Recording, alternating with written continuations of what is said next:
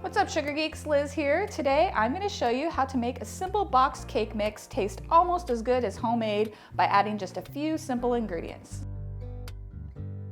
First thing you're going to need is a box mix. I'm using Betty Crocker chocolate fudge, but any type of chocolate box mix will do. Go ahead and attach a paddle attachment to your stand mixer, or you can use a hand mixer if that's all you got. And then we're going to add in 1 cup of flour, ½ cup of cocoa powder, 1 cup of sugar, 1/2 cup of melted unsalted butter. If all you have is salted butter, just leave out the salt that we're going to add in later. 3/4 of a cup sour cream or mayonnaise, 1/4 cup oil, 3 large eggs, 1 tablespoon vanilla extract, 1 teaspoon salt, and then lastly, 1.5 cups of cold coffee. This is not going to make your cake taste like coffee, it's just going to intensify that chocolate flavor and make it extra delicious. Cover everything with a lid and mix this for 2 minutes until it's nice and thick.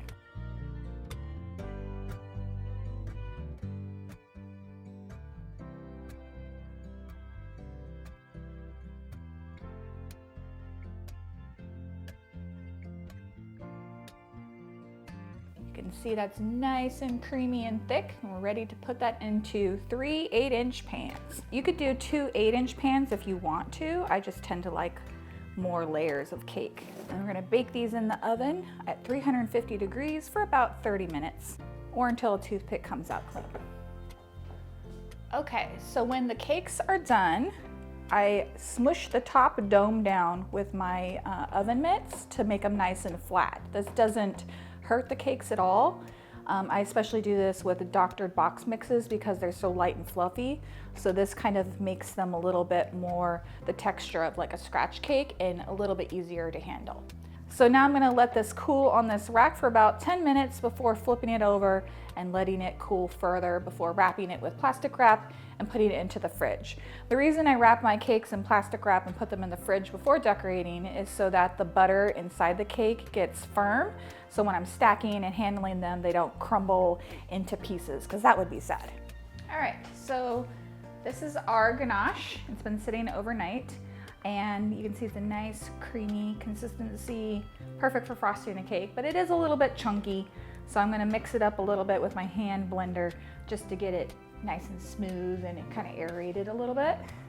So this is semi-sweet chocolate chips ganache, 2 to 1. It's a little bit fudgier. There you go, that looks nice. And I'm just gonna do a nice rough coat of frosting because this is for my kid. She doesn't care as long as it looks chocolatey and delicious. This recipe of ganache is the perfect amount for like a little 2-layer 8-inch cake. And if you wanted to do a 6-inch, you just make a little bit less, or you can just adjust it. Who knew that I would be the type of person who just like rough frosted cakes at some point in my life.